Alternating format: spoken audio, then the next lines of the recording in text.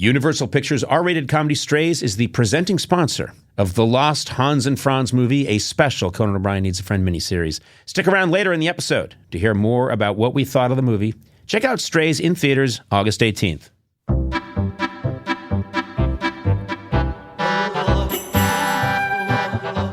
Hey, welcome to a very special edition of Conan O'Brien Needs a Friend. I am thrilled that we are here. This is unique. This is a real occasion. Yes. You are all, of course, familiar with Hans and Franz. Dana Carvey, Kevin Nealon's classic bodybuilder characters from SNL. These were monsters. These were monster characters. Everyone was doing the Hans and Franz all across America. It was big. It was a big deal. But a lesser-known fact is that Dana, Kevin, Robert Smigel, and myself wrote a feature-length Hans and Franz movie way back in the year of our Lord, 1991. It was a musical, it was an incredible vision, and it was shockingly never made. The only movie based on SNL characters that wasn't turned into a movie. No one has ever seen or heard this script, ... until today. I am here in studio with Dana Carvey, Kevin Nealon, Hi. and Robert Smigel. This is the first time any of them have spoken to each other since the movie fell apart. Everyone in this room has refused to speak to each other, but now we have come together. Put aside our differences. And we're going to read selections from Hans and Franz, The Girlyman Dilemma. A title you probably couldn't use today. Hans and Franz, The Girlyman Dilemma. Remember, it was 1991. We're safe. Sorry. We're going to read this more than 30 years after we wrote it. Gentlemen, first of all, I'm thrilled that we could all be here. Dana, Good to Kevin, see you all. Robert, how you guys doing? Kevin? Well, I'm just Kevin, how are I'm you over doing? the moon to be here. Yeah. To see that you are still in the business. Thank you, Kevin. Stuff that we predicted in 1991. Yeah.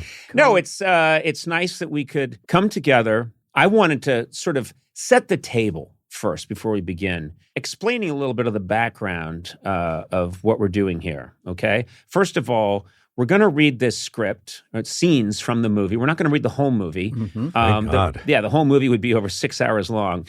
But what we're going to do is we're going to start by reading an opening sequence first. We have some Team Coco staffers in the back that are going to help us with some smaller roles. Sonam Obsession, Matt Gorley, David Hopping, and Matt Powers are going to be assisting in smaller roles, helping us out. No role is too small. No role is too... No, that's not true. Some roles are very small. In fact, I'm reading one of the small roles, but I'm also going to be reading stage directions. And, of course, Hans and Franz will be played by, of course, appropriately, by Hans and Franz, Dana and Kevin. And Robert, you will be playing the part of Arnold Schwarzenegger. Is that right? We didn't get Arnold? What's that? No, Arnold's here. Yeah. Would you like to meet Arnold? We couldn't. It's a pleasure to be here. Wow! What an honor! Arnold just walked in. This is an incredible. honor to be part of it. Finally, the Conan O'Brien Needs a Human Friend podcast. Arnold, amazing that you would just wander in without even being invited. You're amazing that I would just wander in. You're so animated. No, I can't believe I'm in the studio in Larchmont. I'm pinching myself. Settle down, Robert. Settle down. Okay. All right. Oh, yeah, he's good. We don't want him mad at us. Oh, right. Let me point out quickly that Robert, for many, many years on my late night show, was the voice in the Clutch Cargos of Arnold Schwarzenegger, which was one of our biggest hit characters. He would always come down and I would start interviewing him, and it would always end up with him yelling at me. And you always start with him yelling at you as with well. Me. Yeah, exactly. It was sort of the beginning, it was middle, symmetrical. and the end. Yeah. Yes.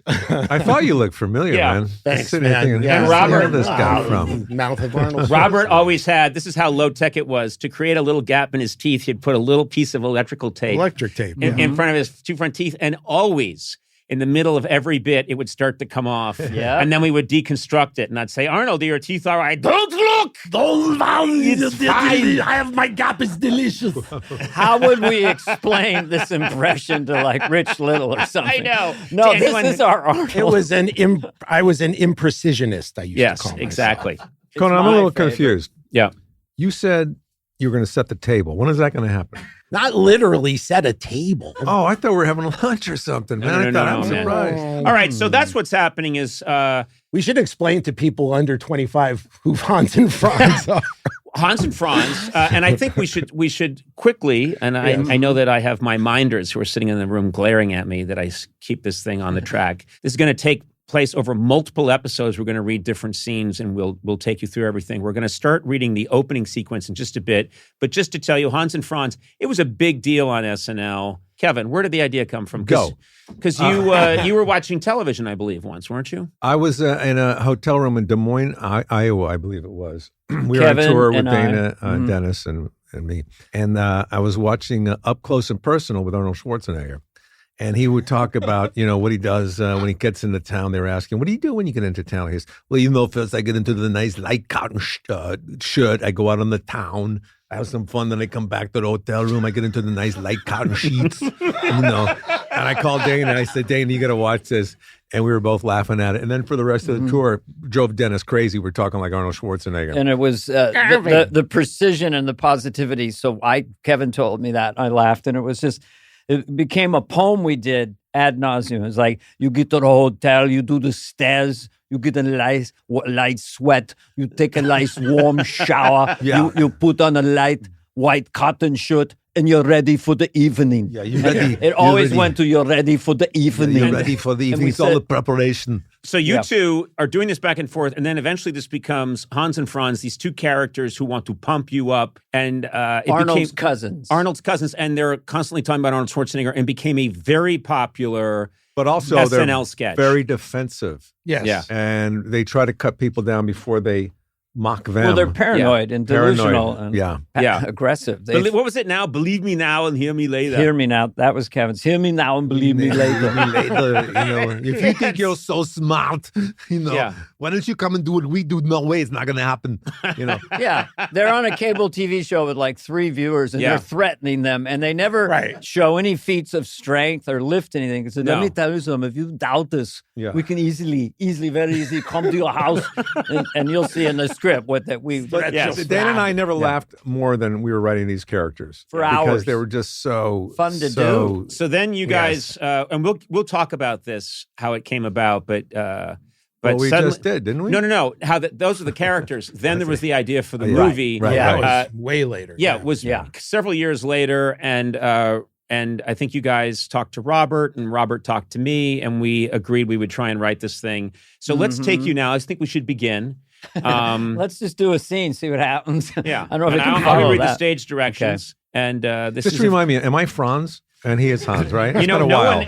You are there to pump people I got it. No one ever knew which one was Hans and which one was Franz. Okay, here I take you now to Hans and Franz, the Girlyman Dilemma. Here we go. Interior, cable TV studio. Hans and Franz, 2 crew-cut Austrian bodybuilders with gray sweatsuits, are on the set of their program. Welcome to Pumping Up with Hans and Franz, the informative training program for the serious weightlifter. Wow. Welcome. We're back. As always, don't try to adjust your TV sets. This is our actual size. Yeah, that's right. Yeah, you're looking at 2 of the most massive muscle gods you'll ever see in your life.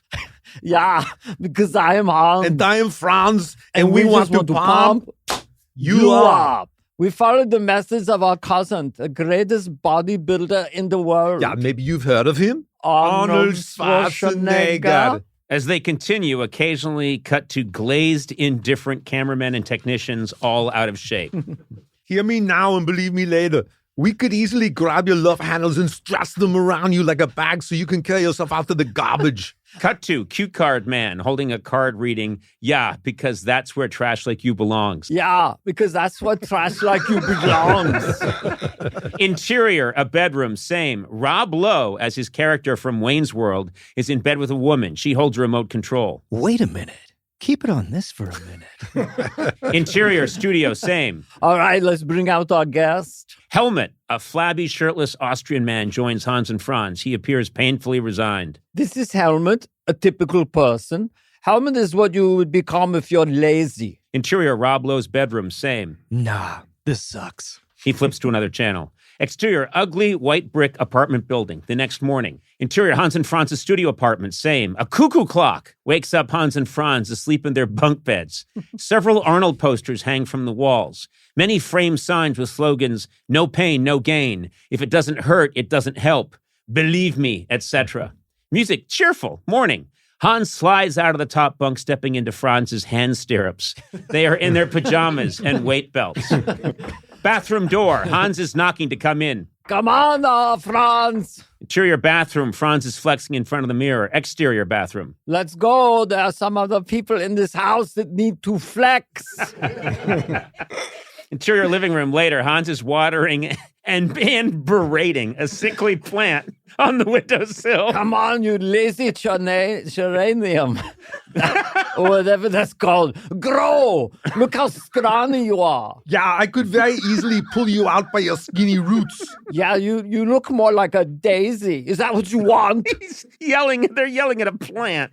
Yes. I'm sorry. Danny, a gangly, nervous student who lives next door, arrives at their entrance. Guys? Yeah, what? Can you keep it down? I'm just trying to work on my thesis. Yeah, look, how long are you going to be finished with that? Yeah, you're going to be needing this quiet business. Yeah, I'm sorry. I just hit on this whole new verbal dynamic. Yeah, look, we'd love to chat and engage in girly talk.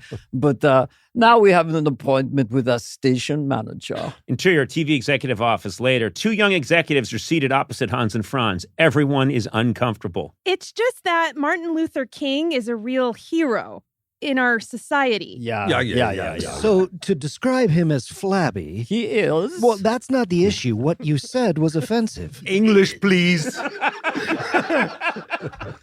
Look, we've just gotten a lot of calls and a lot of pressure to pull your show. You're pulling our show? From television? We're sorry. There is a pause. Look, your suits. You sit there and make decisions in your suits. And you don't know what the people want, you know. The people, your suits. Yeah, suits. So does that change your mind? No. Exterior TV studio. Hans and Franz mill about outside the TV studio, dejected. This phase of our lives is over. It's time to start from scratch. Yeah, get in touch with our roots. Let's bring a snack. Interior subway car. Later, Hans and Franz are in a modern subway car gnawing on a large ham. All right, so that is, it's the opening scene, Hans and Franz. Here's what I can recall. I had left Saturday Night Live, and I was out in Los Angeles working on The Simpsons when Robert called me and said, let's write the Hans and Franz movie. Well, we had already been writing some of it, I think. Yeah. Me and Kevin. We weren't going anywhere with it. We did the first, a lot of the early stuff. And I just said, I think it would be great to add Conan to the mix, especially, and the second half with Arnold and stuff. There's so much great details that you added to this movie that are so funny. But he just wanted to keep using the names Homer and Bart and everything. That didn't go with our script. That is not true. It's not true. But anyway, what I remember is we all got together on a lot. Was it which lot was it? It was Sony. Was it Sony or? So we had an office, and what I remember most clearly is we would get there, Robert and I would get there, and Dana was pretty prompt. Kevin would usually show up just a little late, and at the time, you always had a giant shake of some kind of... it was Slim Fast. It was Slim Fast, and you were always sipping on this giant bottle like a baby. Yeah. I'm still doing it today. Yeah. And he also, I remember, especially in the early stage, you always had these prepared food that was there was a lot Craig. That was Jenny Craig. Jenny Craig. Are you serious? Yeah. So you mixed Slim Fast with Jenny Craig. Well, that could kill you. I did, really but also I had Weight Watchers in my freezer. So I did the 3 of those, and I gained so much weight. Yeah. You gained 60 pounds. Just like a Mormon diet. That's right. That's right. And the Weight Watchers woman would come to my house because I would get the VIP treatment, and she didn't know I had Jenny Craig in the freezer, and I said, I love Weight Watchers. And then I said, I got to go to the bathroom. I go into my freezer, get a little Jenny Craig out, and then come back out. I thought it was more like Chinese food and stuff. But didn't you have bowls of things? I didn't know you guys were healthy. keeping track of what I was eating and how This is the biggest memory of the whole script writing. It was First of all, Kevin's let's food. backtrack. I was never a little late. I was the first one there with Smigel. I don't remember him being a late type of person. I don't even remember you two guys writing. I just remember him being a freak. Okay, now you've gone too far. No, you have gone too far. But I was always trying to get time off from The Simpsons. Yes. I remembered they would always keep that writer's room kind of late, and we would try and grab time on weekends. I would try and grab any time I could to go off to Sony to work on this ridiculous, silly movie. And one of the things that a sensible person would have done, if we had been sensible, because we're getting to Arnold Schwarzenegger, is to write a movie that maybe Arnold has a quick cameo in. Because Arnold at the time was the biggest movie star in the world. What we did, what shocks me now upon rereading it, is I remembered Arnold was in it, but I forgot how much he was. That Arnold is in it more than anybody. and so we hung the entire project. But didn't this kind of come from Arnold on some level? Like, I remember hearing this from you guys that Arnold wants to be. Well, he was in on Hans and at Franz least once movie or with you. twice. He was on Hans and Franz on Saturday Night Live. Yes. Loved it. There's reasons why it didn't work out. We can get to those later, I suppose. But he loved it. We thought he did want to have a major part. And at the time, he hadn't really done anything like this yet. And he was interested in it. And I remember that. And I remembered thinking, well, if Arnold, also the allure of if Arnold says yes, this is going to get made, so we can make this as silly as we want. Because he's going to, if Arnold says yes, all the craziness is going to happen. Exactly. And I have to admit that when Dana and Kevin first approached me with the idea of doing a Hans and Franz movie, my first reaction was, what a horrible idea. Because they're such one-dimensional characters in theory. So my first thought was, well, what if we made it a musical? That'll kill 25 minutes. Right. That's less plot, and it's fun to see them sing. Right. And then these guys said, you guys had this idea that they're going to go to Hollywood and they're going to interact with Arnold. And I was like, okay, that makes sense, because then the second half of the movie can be almost like a parody of Arnold's life. Right. And so that was so much fun. That was incredible. We got to create what we hoped Arnold's life was like in our cartoonish, childish brains. Exactly. Oh, yeah. I mean, we'll get to those scenes. I think the war we're room coming idea. up on that. That's a big, very heavily Conan and I think Little influenced. Austria was really made me happy whenever that emerged. Was that your idea, Little Austria? I love that idea. The cable car going up there? Yeah. That's a scene. We might read that scene. It was fun, though. It was fun to get together and work on this thing. This was so much fun. Just because the characters are, it's like the way you guys say, when you laugh, when you would write these, you just can't stop laughing because they're just so high energy and so stupid at the same time. Well, the rhythms are, you guys are trying to read the script, but you're not very successful, are you?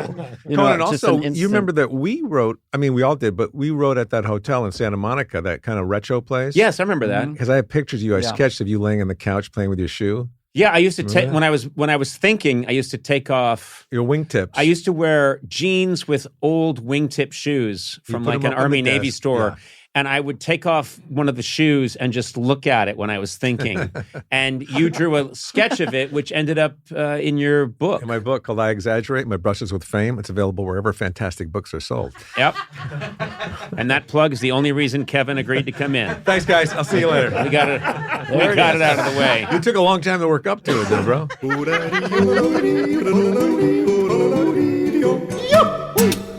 We mentioned earlier this special miniseries is sponsored by the new Universal Pictures movie Strays. We're very excited to have Strays as our sponsor.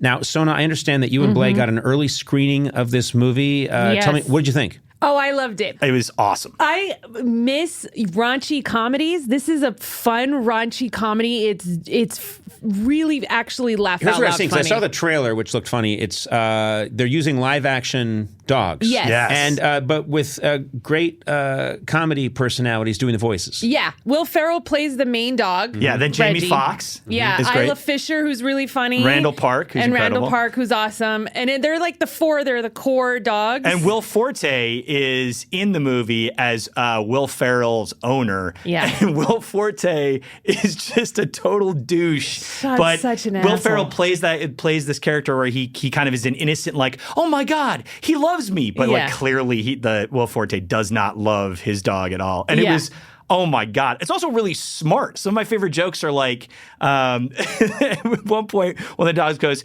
to the other dogs, hey, you guys want to hear a knock knock joke? And they go, yeah. Yes. And she goes, knock knock, and they all start barking, which is really good. And there's this whole thing about they want, like the theory that Jamie Foxx's dog has about humans. They collect all the dog shit because they make it into chocolate, which is why they won't let dogs eat chocolate. Yes. It's really great. So yeah, Blay likes all the smart humor. I like all the poo-poo pee-pee jokes in it. And there's a lot of that, and it's really, really funny. It's not a kid's movie. It is rated R. No, not a kid's movie. Not a kid's movie. It's great. But it is from the humans who brought you Cocaine Bear and 21 Jump Street. Yes. It's important to remember. Yeah, so it's great. I'll repeat again. The movie stars Will Ferrell, Jamie Foxx, Isla Fisher, and Randall Parks. Good cast. Check out Strays, only in theaters August 18th. These dogs don't give a sit. Yeah. Yeah.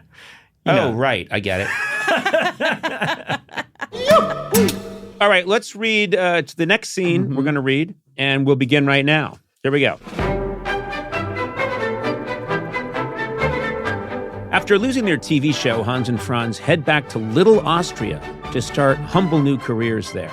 Instead, their grandma inspires them to follow in their cousin Arnold Schwarzenegger's footsteps and become Hollywood stars. They also meet their friend Rolf, who seems to be hatching an evil scheme involving Girlyman. Okay, exterior highway day. Beauty shots of Hans and Franz riding their tandem bikes on the highway. A sign reads Hollywood 3,063 miles. They notice it and press on determinedly. Cross dissolve. Hans and Franz biking, grim-faced with passing road signs. Smithsonian Institute. Liberty Bell, Gettysburg Memorial. They ignore them and ride on. The next sign reads, Vienna Wonderland. They turn off the highway. Dissolve to exterior highway later. They are back on their tandem bike. Their knapsacks are stuffed with large, bulky, corny souvenirs. Okay, what loser am I? What century did you live in? 19th. How flabby were you? I was 40 pounds overweight. Louis Pasteur? You're getting too good. All right. What loser am I? Were you pear-shaped or completely round? God, I want to play that game. All right. Exterior small-town laundromat day. Hans and Franz pedal up to the entrance. Interior laundromat, same. Hans and Franz are in their long underwear, shoving their sweatsuits into a washing machine. A few nearby customers hold their nose. Cut to Hans and Franz later removing their sweatsuits from a dryer. They have shrunk noticeably. Oh, this is unbelievable. Yeah. This is not the proper size. An older woman at the next dryer has noticed them. That's what happens, these machines. You put your clothes in, you don't know what's coming out. They don't take care of these machines. Yeah. You're not going to get your money back, I'll tell you that. They don't care. Yeah, they don't care. Yeah, they don't care. Yeah, well, anyway, we should go. We're going to Hollywood. Yeah. Can't be any worse than this. Highway later, Hans and Franz are now joined by the older woman on the tandem bike. There are now, somehow, 3 seats and 3 wheels. Interior truck stop diner later. Hans, Franz, and the older woman are seated in a booth ordering from a waitress. Are any of these foods designed for building sheer mass? Just what's on the menu, sir. Okay, I'll have an anabolic amino schnitzel sandwich with extra egg yolk. We don't serve that sandwich, sir. We have a tuna or chicken salad. You're saying you don't make substitutions? A huge truck driver with 2 of his buddies belly up to the counter next to Hans and Franz. Lorraine, these characters giving you trouble? I can handle it, boo. Yeah, boo. Yeah, boo. She can handle it, too. Yeah. Good, because I wouldn't want to have to kick anyone's head in. Keep your shirt on. Yeah, boo. Boo. Don't the boo. The boo-boo. Yeah, don't take your shirt off or your belt because you might cause a flabberlanche. I guess we should take this outside. They get up to leave and start backing out of the diner. I see. Yeah, very clever. We're going to pummel you and end up in jail. I don't think so. Yeah, hasta la vista, babies. We're headed for Hollywood. They are at the door, turning back. Wait a minute. Yeah, what now? Did you say Hollywood? Exterior highway. Hans, Franz, the older woman, and the 3 truck drivers are pedaling on the tandem bike, which now has 6 seats and 6 wheels. Okay, interior lair, twilight, music, impending doom. The lair's a cavernous dark room with a network of ramps leading to different levels. Rolf walks past the crew-cut uniformly clad musclemen goons standing guard. He hits a control panel and turns in his swivel chair to face a large screen. Distorted colors on the screen vibrate from the disembodied voice of Mr. X, Rolf's mysterious leader. Lieutenant Rolf reporting to Mr. X. How is the plan to kidnap Girlyman and convert them into muscle men proceeding? You're a very slow talker. Everything is in place. Very well. Set the plan into motion. Remember, I want choice, Girlyman. It shall be done. And don't forget to hurt the environment. I think I heard you correctly. You said, don't forget to hurt the environment. I told you, the environment. Wow, you're laying it on thick. Hurt it. All right. Hurt the environment. I won't. You I'll hurt fool. Rolf is petting a button marked Hurt Environment. He laughs villainously. Our 6 bikers, led by Hans and Franz with passing highway signs, Mount Rushmore, Yellowstone National Park, Grand Canyon, a road sign with a picture of a large beer stein reads Stein Museum featuring Hermann the German Glockenspiel. The bike turns off the freeway. Exterior, Stein Museum, day. Hans and Franz are exiting with their friends, all armed with new souvenirs and steins. They turn a corner and enter. Screening room, day. Interior, Roger Ebert. Let's just, there's some older references here. Yeah. Roger Ebert, famous movie reviewer, had a show. Originally, it was Siskel and Ebert. Siskel and Ebert. We were going to do that. Yeah. Roger Ebert is watching the Hans and Franz movie, taking notes. Hans, Franz, and their friends all enter. How do you like it? Holding up quite well, wouldn't you say? Mm-hmm. Well, not much has really happened yet. Didn't think 2 sketch characters could sustain this long, did you? Ebert shrugs. This is Vanda? Right. I saw. Yeah, the Blake, Colin, and Sam. How you doing? I really should get back to. Yeah, what part are you up to? Angle on the screen. Ebert is up to the beginning of this scene with Hans and Franz entering and asking him questions. Angle on Hans and Franz watching the scene with interest. Oh yeah. This is the good part right here. Yeah. Look at this. Yeah, this is very enjoyable. Yeah. All right, everyone. Let's leave him alone. Yeah, let's go. They noisily exit. Ebert sighs, then looks to camera. It is good.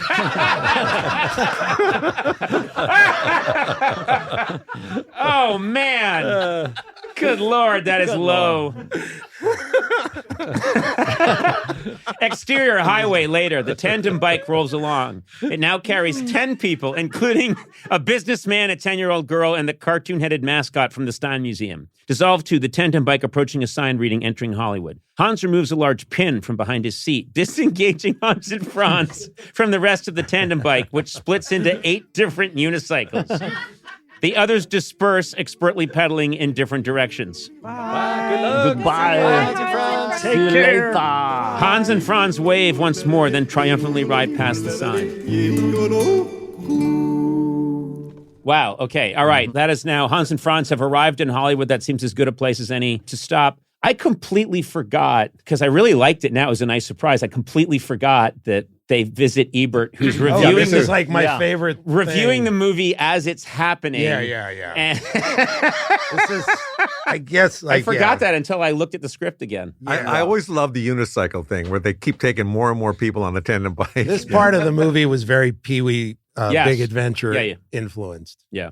And then the second half, I think, is more Simpsons-y, Yes. where it becomes a parody of Hollywood. But what's funny about the way you guys edited this, talk about old references. So that scene in the diner was like a parody of the famous, it was meant to be a parody of the famous scene in 5 Easy Pieces Yes. where Jack Nicholson wants a certain kind of sandwich and they say no substitution. Yeah. Yeah, I want you to take the bread and I want you to substitute the anabolic steroid, whatever it was. Hold it between your knees, I think was the famous. Yeah, and that was in there too. I want you to hold it. But it's just so funny. That's how old that reference is that even your guys didn't pick up on it, that it was a 5 Easy Pieces. A movie from 1973 with Jack Nicholson. Yeah. There's also some Charlie Chaplin things you cut out. Yeah, that's true. Every day starts with me telling my staff who I am. I had a late night show in the 90s. But, when we're reading this, I could just picture it. Like when we were writing it, it's almost like you could visualize the movie done already. Mm-hmm. Like picking that little pin up and letting the unicycles go, If I was the director, I'd have a close-up on that. I do think that's great, that it's funny with the sound off. I mean, I think that was probably all intentional, obviously, because our voices of droning and braggadocio is one lane, but then all these physical gags. Yeah. Also, I'm glad that you reminded me, Dana, you brought up a really good point, which is Hans and Franz do a lot of boasting and a lot of flexing and a lot of talking about how they're going to twist the flab around you. But when confronted by a trucker who's saying, hey, is this guy giving you a problem? You guys are in his face, and the minute he suggests a fight, you want no part of it. Yeah, nice try. We put you in the hospital. I give you kudos. I give you kudos for your attempt. Do you know why you're here now in this scene? Because we wrote the scene for you. Don't press your luck, my friend. Yeah. Press 20 pounds, maybe. If you threaten us, we could threaten you back and then walk away all pumped up. And you have to look at our muscular buttocks as they recede in the distance. I go open up the back doors of your truck, and believe me, fat would come rolling out with lard. That's right. Instead of a trucker's hat, you should wear a fatty hat. Because you're fat, right, Franz? Oh, is that Hans not getting off a good one and he's unsure of himself? Yeah, second guessing. Yeah. Franz is his leader. All we did was scratch the surface here. This was our first episode. You've got to stick around because in the next episode, Arnold Schwarzenegger himself enters the scene. Of course, he ended up not doing the movie. I know this is hackney, but I would not want to miss the next episode. No. Can I just tell you when Arnold Schwarzenegger came to SNL to be in the first sketch with us? I remember that, yeah. First of all, we couldn't believe he wanted to do it because basically we were making fun of him. Yeah. And then we realized he's coming on the show to kill us. And they came and got us that day. Yeah. And we were on the set and they brought us to his dressing room and his name was on the door and it was so long it went onto the wall a little bit, Uh-huh. And we opened the door, it's full of cigar smoke. Remember that, Dana? Oh, yeah. He's in a lounge chair. He's got a big cigar. One cigar in one hand, the script we wrote from the other. And he looks through the cigar smoke to us and he goes, hello, fellas. Now, how am I supposed to do the accent? Yeah. Right there, we knew he was cool. Yeah. Because he's, like I said, Arnold is very pragmatic. Yeah. The more they doing me on the show, and it makes it better that I can laugh at myself, Other actors are very serious, but they see the joy in the comedy. It opens up a whole new world for me. Yes. He was, he went on to be a governor. He had political instincts. He used a lot of the Hans and Franz references, too. He did. He did, yeah. Got in trouble for it, too. New York Times wanted to interview me. I was on a camping trip, but they said, what does Girlyman mean? What are you trying to say? It's like, I mean, they became such a big part of pop culture. Even the astronauts in the shuttle were doing, want to pump you up. Oh, and gyms everywhere. Don't be a girly man. Don't be a girly man. Even in Argentina, and some of the horses were doing it, and mules were doing it. All right, I'm going to break it off there. Kevin's going on one of his famous tangents. Let's get him his pills. We're going to be back. You got to stick around for the second episode. We are reading Hans and Franz, The Girlyman Dilemma, the movie that was never made. It was written in 1991. We've got Dana, we've got Kevin, we've got Robert Smigel, and myself. But not Arnold. We'll see. We'll see if he shows up next time. Stick around for that next episode. Yeah. Wow.